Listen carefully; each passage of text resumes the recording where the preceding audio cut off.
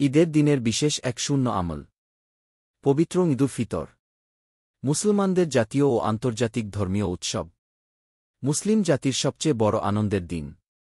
মনের সব কালিমা দূর করে মানুষে মানুষে ভেদাভেদ ভুলে ভ্রাতৃত্বতা ও সৌহার্দ্য সম্প্রীতির অনন্য দৃষ্টান্ত স্থাপনের দিন। মনের হিংসাবিদ্বেষ, অহংকার, অহমিকা, আত্মম্ভরিতা, আত্মশ্লাঘা, লোভ, রাগক্রোধসহ যাবতীয় কুপ্রবৃত্তি থেকে নিজের পবিত্রতা ঘোষণা করার উপলক্ষ। মহিমান্বিত দিনটির আনন্দোৎসবে ভিন্নমাত্রা যোগ করবে নবীজি সাল্লাল্লাহু আলাইহি ওয়াসাল্লাম এর কিছু সুন্নতের অনুসরণ। ঈদের দিনের আমল। ১. গোসল ও পবিত্রতা অর্জন করা। ঈদের নামাজের জন্য গোসল করা ও মিসওয়াক করা সুন্নাত।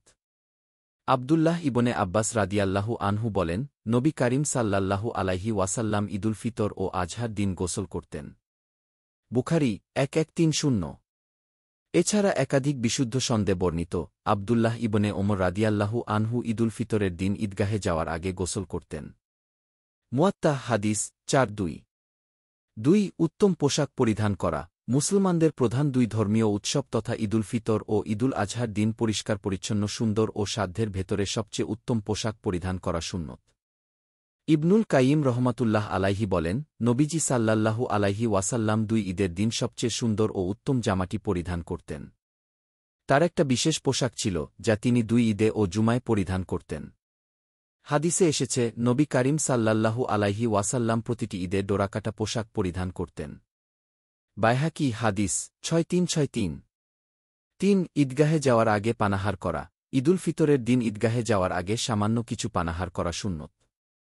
তবে ঈদুল আজহার দিন পানাহার ছাড়া ঈদগাহে যাওয়া ও নামাজের পর নিজের কোরবানির গোশত দিয়ে প্রথম খাবার গ্রহণ করা সুন্নত। আনাস রাদিয়াল্লাহু আনহু বলেন, নবীজি সাল্লাল্লাহু আলাইহি ওয়াসাল্লাম ঈদুল ফিতরের দিন সকালে কিছু খেজুর খেতেন। অন্য এক বর্ণনা মতে তিনি বিজোড় সংখ্যক খেজুর খেতেন। বুখারী হাদিস 953। ঈদগাহে যাতায়াতের সময় তাকবীর বলা। ঈদগাহে যাতায়াতের সময় ঈদুল ফিতরের দিন তুলনামূলক নিম্নস্বরে তাকবীর বলা এবং ঈদুল আজহার দিন উচ্চৈস্বরে তাকবীর পাঠ করা সুন্নত। ইমাম জুহরি থেকে বর্ণিত, নবীজি সাল্লাল্লাহু আলাইহি ওয়াসাল্লাম ঈদুল ফিতরের দিন তাকবীর পাঠ করতে করতে ঈদগাহের দিকে গমন করতেন। নামাজ পড়া পর্যন্ত এই তাকবীর অব্যাহত রাখতেন। নামাজ শেষ হলে তাকবীর পাঠ বন্ধ করে ফেলতেন। সিলসিলাতুল আহাদিস আশ-সহিহা হাদিস 171। আশায়াওয়ার রাস্তা পরিবর্তন করা। ঈদগাহে যাতায়াতের রাস্তা পরিবর্তন করা সুন্নাত। যাওয়ার সময় এক রাস্তা দিয়ে গমন করা, আর প্রস্থানের সময় অন্য রাস্তা ব্যবহার করা সুন্নত। জাবের ইবনে আব্দুল্লাহ বলেন, নবীজি সাল্লাল্লাহু আলাইহি ওয়াসাল্লাম ঈদের দিন ঈদগাহে আশায়াওয়ার রাস্তা পরিবর্তন করতেন।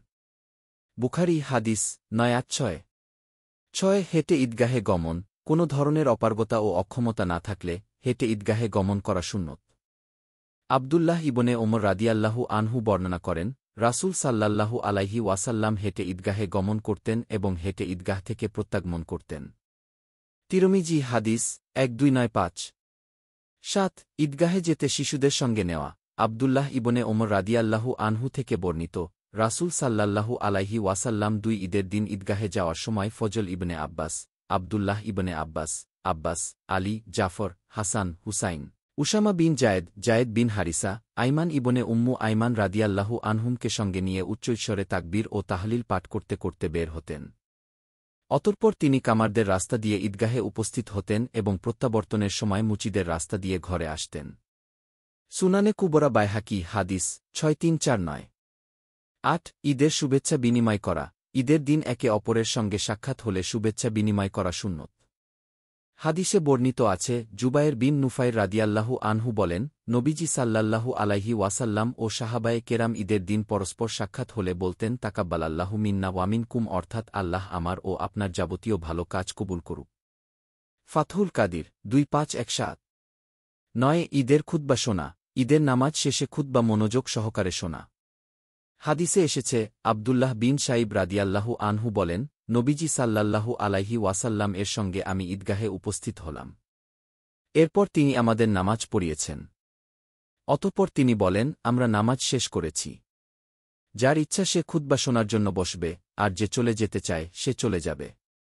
ইবনে মাজাহ হাদিস 1073। ঈদগাহ থেকে ফিরে নফল আদায় করা। ঈদের নামাজের আগে পরে ঈদের নামাজের স্থানে যে কোনো ধরনের নফল নামাজ আদায় করা মাকরুহ।